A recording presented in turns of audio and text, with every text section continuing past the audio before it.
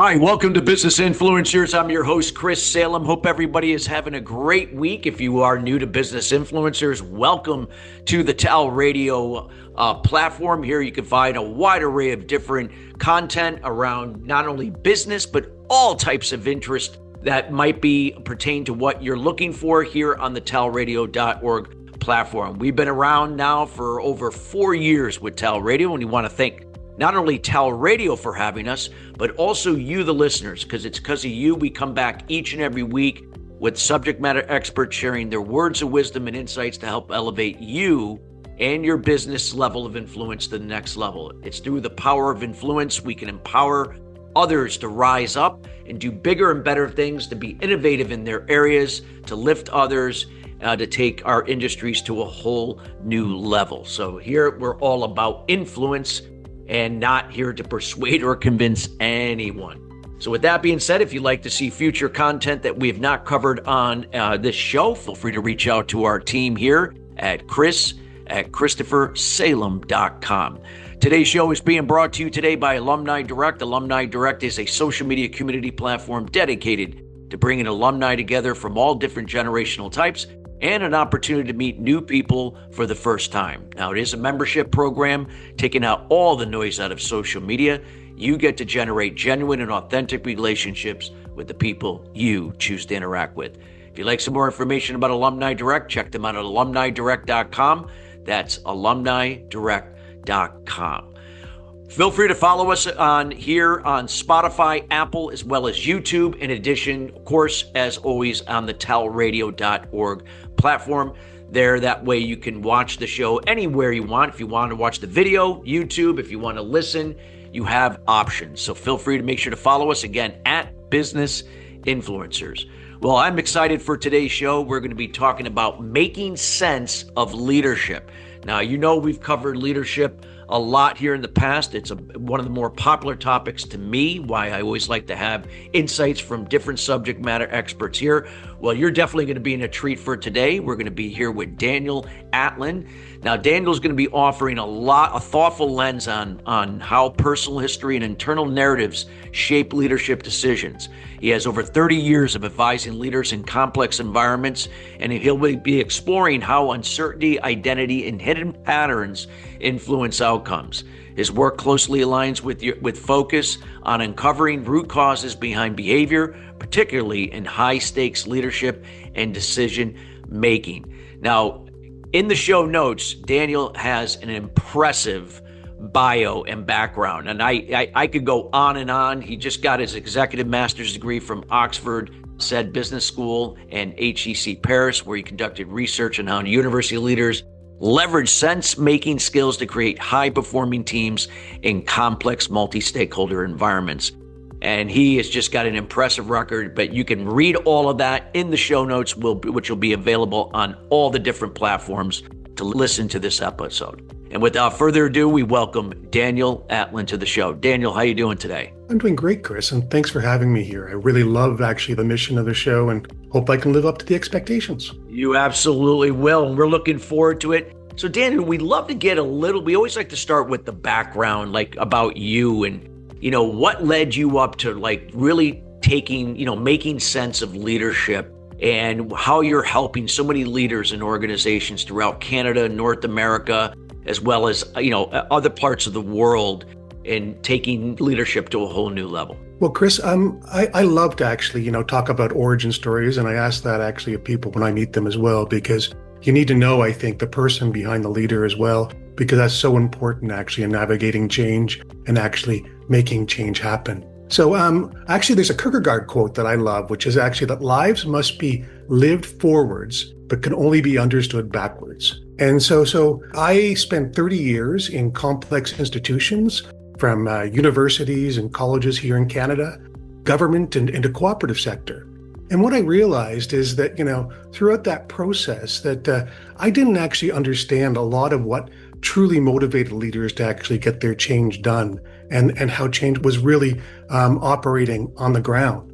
So I've now, after doing some studying, some research, a lot of interviews with people, I really now have got sort of a passion for actually talking about how leadership is a combination of making sense of yourself at the same time as traditional sort of leadership focuses as well. I love that. And what I picked up is like, it's so important to the transparency, the individuals behind what they do. I think that's so important. That gains rapport and trust with the people they're influencing. Very, very important. Well, if you could talk to us, like with in business, with leadership, the concept of making sense. If you could, maybe share with us some of your methodology process that you go about helping leaders to really develop and rise above their organizations. Absolutely. So what I've done is I've sort of created a model that's based on research and also interviews with a whole bunch of different leaders across different sectors. And what I really came to understand is that leaders need to maybe do a different type of leadership that isn't always apparent. And that's actually balancing those two elements, one of which is actually making sense of yourself, and the other one is actually making sense of others as well. And you need to do both those things, at the same time in an organization to make things happen. And that's the way you can navigate the complexity. And I'd say be more transparent as well, and really make, leadership a real skill and an art. Yeah, totally. I agree 100% what you said, like making sense. Because what I got from what you said, it allows you to, see where are the challenges that can be better, where are the results that, both sides are seeking and don't have, and where they can be in alignment to work together towards it. Because it can't be one doing everything for the other and vice versa. It's got to be a combination of both parties working together. And you have to make sense of what maybe is not working, that where can we make it better to get the results we seek. Absolutely. And I think, the two skills, that are really so important these days are curiosity and improvisation as well. I think in an ever-changing world, you've got to have leaders that can actually bring those two skills to the table, and asking questions and trying to understand and navigate this ever-changing VUCA environment, right? I love that. Can you expand on that? Because I think, a lot of times, especially in big, in the corporate world, and a lot of times people don't ask enough questions, or maybe they feel like being curious might be looked down upon. Like, why are you curious? Why are you asking these questions? So they play it safe and kind of keep quiet. And yet, that's not what gets us ahead. That doesn't spark innovation, or it doesn't spark creativity. I could also see it like how it can have an impact on retention. People are not going to stick around. Absolutely. And through engaging people, by asking questions, you're able to get more information, to be able to be more strategic, to be able to understand more, I guess, the story of your organization, the story of change as well. I think in a lot of ways, organizations like companies and certainly, complex places like universities, hospitals, and nonprofits have to really find a way to shift that story to resonate with that individual and connect. So by asking questions, you're able to, I think, to get at the heart in some ways, be able to get better alignment and get people on board of change as well. And that also allows you to adapt to that ever-changing environment, the new things that are happening along the way, new stakeholder or customer needs. You're able to then be, I think, a little bit more ready. And you also have created, I think, a team that actually feels a little bit better empowered as well to get things done too. Yeah, I love that. And you said a key word there that really stuck out. And if you could maybe expand on it, we would love to hear your thoughts on it as it applies to leadership. You said the word adapt. And again, there are people that are adapting, but there are still a lot of leaders out there that resist. And why adapting to this changing world and changing business that we live in? We can only control what we can control. There are many things we can't, but if we get caught up in what we can't control, we resist. So if you could expand why it's so important to adapt. It's not conforming. We're adapting to what is and making the best of whatever that may be.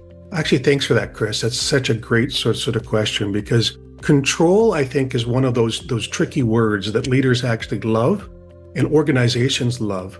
But the reality is, you actually have very little control in 2026 and going forward, right? The world is changing. It's in constant change. You look at everything that's happening, in the markets, in the world, in your societies. Change is a constant. And the very belief that we can actually control things the way we used to is actually, I think an archaic model. Yeah. So actually, what I discovered actually is even this word mess. I almost describe that leadership is a mess because it is constantly evolving. It's ambiguous, it's volatile. It's always shifting, and it's always adapting to the people in the environment around you. Yeah. And I think once you, in some ways, recognize that yes, you have some ability to shift and nudge things, but you have actually little control.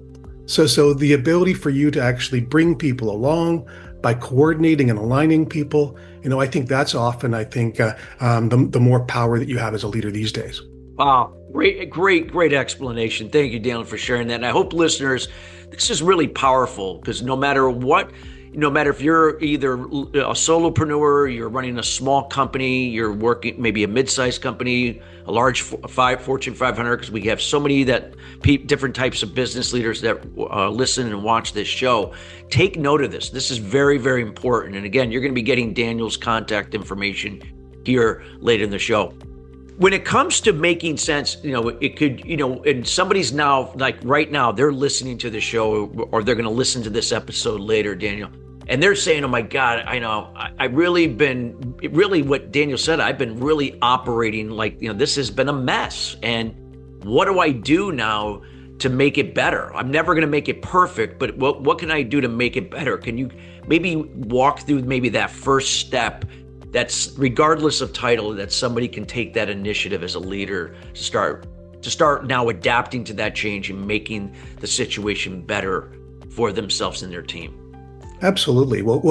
So there's the two sides to it, as I said. So the first side of it is really, I think, trying to make better sense of yourself. And that's actually understanding how you respond under stress.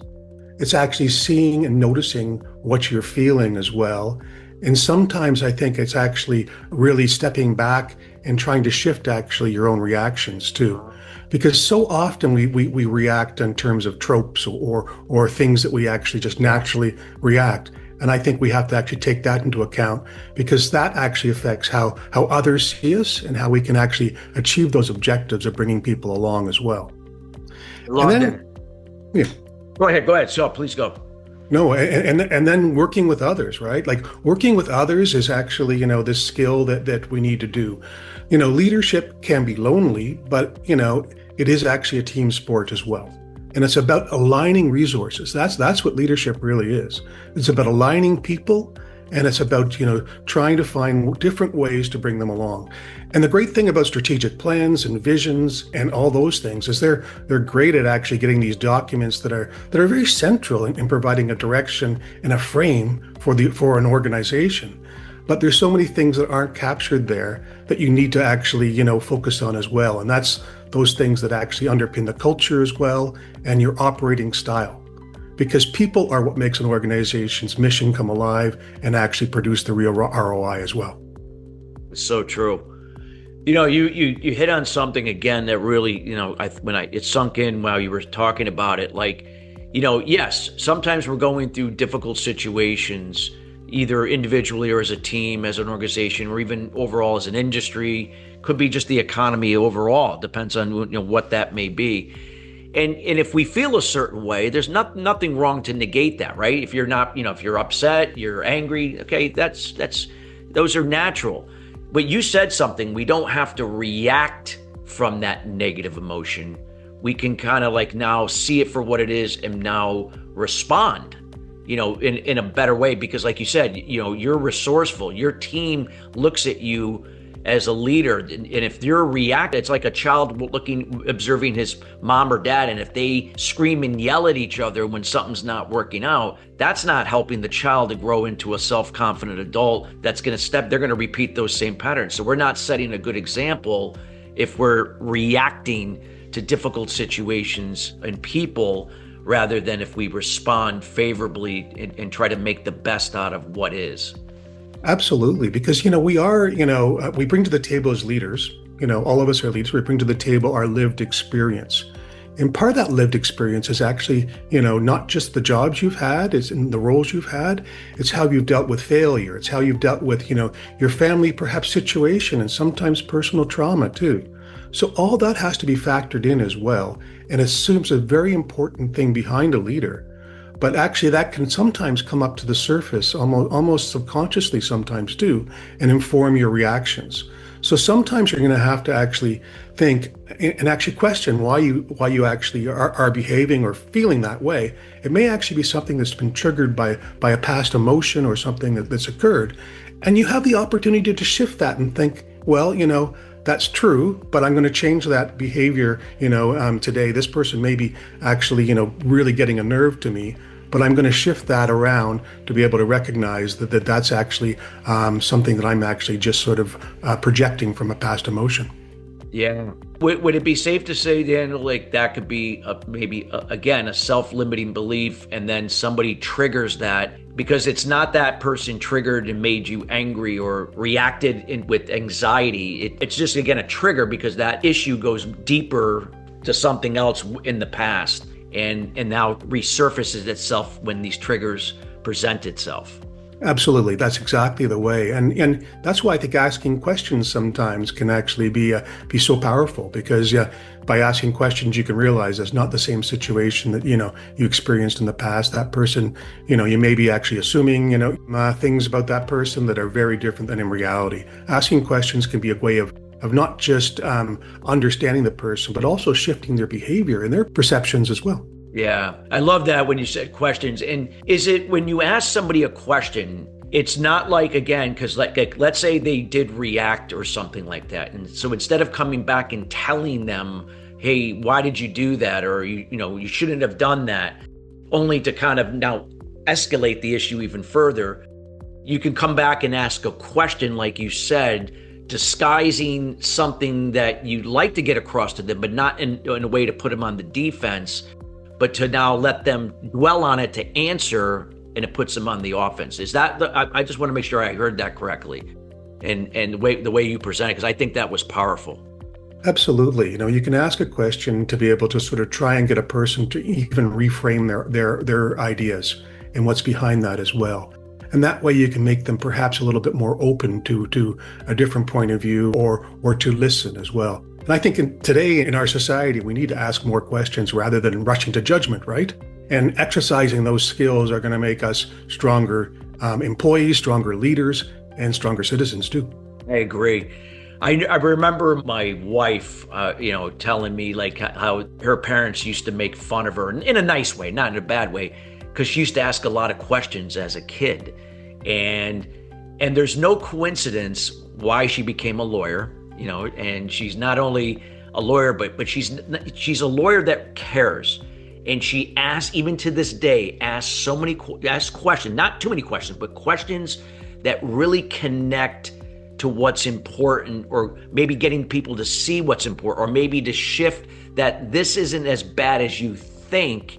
And people like trust her, like they come to her for a lot of things, because the way she's asked those questions to make them feel either psychologically safe, not in a pleasing, enabling way, but from a place of empathy, and allowing them to come out of their comfort zone to now start moving towards a solution. So that's when you said that just hit and it reminds me of my wife, because she's just like that. Well, you're so right, Chris. And then sometimes when people actually answer that question and say things in a different way, there's an aha. There's actually sort of a light bulb that goes off, where actually they think, yeah, there is actually a different perspective there. And perhaps actually you open their aperture in some ways. So they're seeing things a little bit differently, right? Yeah, exactly. Wow, I love that. So true.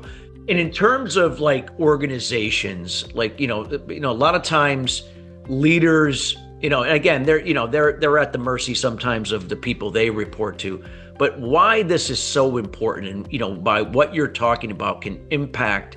It's not something that would, it's nice to have. It's a must have, right? Because I think by mastering these skills and the way of thinking, it's contagious. It helps so many other people in their role and duties.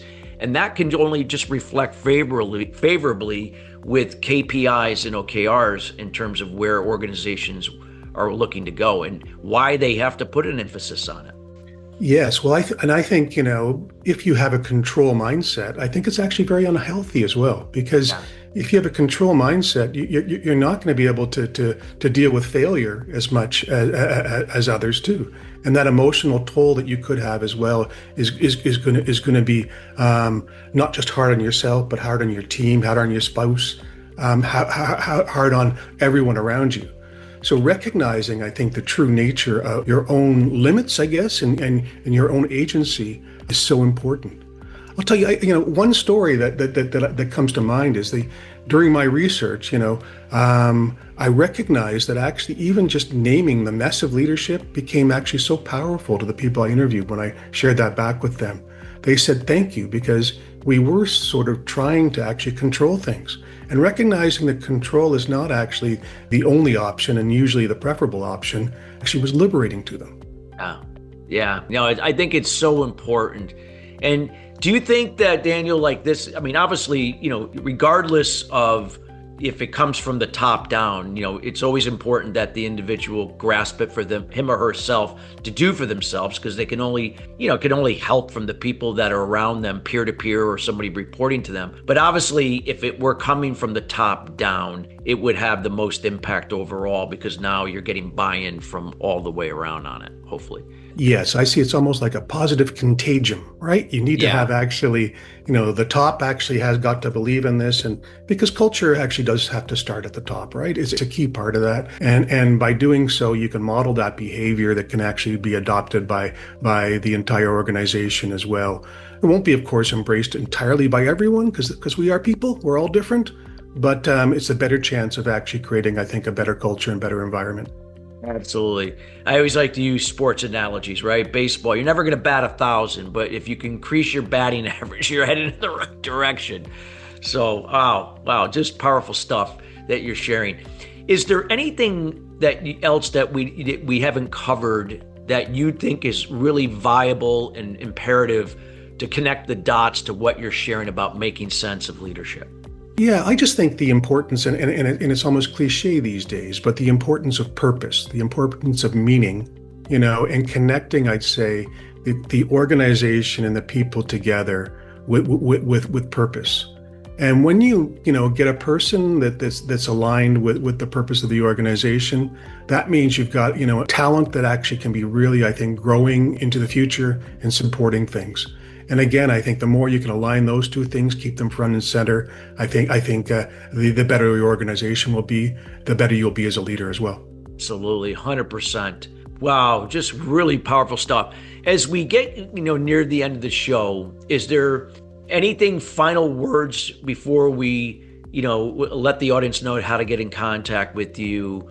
Any things that you want to, again, to connect everything together, what you shared here, to really get people to really now take some action with what you shared today?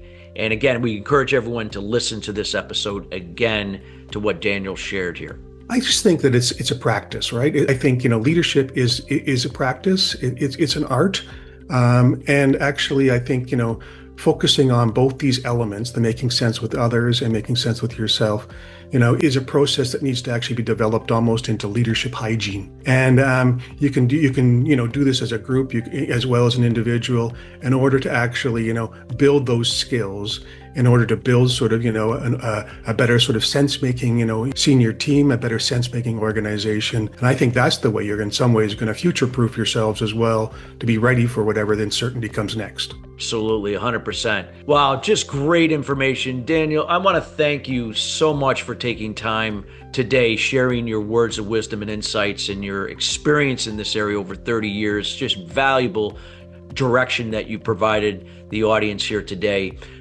I want to thank you personally, not only from me, but the rest of the team here at Business Influencers, including the Touch of Life Foundation and our folks at TALRadio that make these podcast episodes possible. Absolute pleasure, Chris. And thanks so much, and keep continuing your good work. Thank you. And listeners, we want to give you an opportunity to reach out to Daniel. Again, all his contact information will be in the show notes across all the different platforms. But Daniel, if you'd like to just share with the audience, what would be the best way, if you could verbally provide to them, the best way to get in contact with you, what are you up to, and anything that you'd like to provide or share with them? Great. Well, I'm active on LinkedIn. So Daniel Atlin on LinkedIn. And the contacts will be here, I know, as well. I've also actually got my own little podcast where I'm talking to leaders, trying to make sense of things. It's called Messy with Daniel Atlin. Maybe you might enjoy that as well. And of course, you can find me on my website as well. It's great to be able to have this conversation, and love to compare notes on how we can actually build better leaders and teams. Absolutely. And we highly encourage you to reach out to Daniel and also subscribe and check out his podcast, Messy, subscribe and, listen in and get, again, great content that he shared. And I'm sure he's got great guests that also share a lot of great insights. So we encourage everyone to subscribe to his podcast. Well, thank you again, Daniel, and we appreciate you. Thank you. And thank you, listeners, each and every week joining us here at Business Influencers. If you feel that this show can impact another leader or someone in your business or someone that's looking to take their influence to the next level, feel free to share this show. Again, they have a wide variety of different options through YouTube, Apple, Spotify, TALRadio.org, and so on. You could also, again, reach out to us if you'd like to hear if there's content that we have not covered on this show over the last 4 years, which I would find hard to believe, but I'm sure that we could have missed something. Feel free to reach out to our team again here at Chris@ChristopherSalem.com. Till then, everybody, have a great rest of your week. We'll see you back here next week, same date, same time. Till then, take care.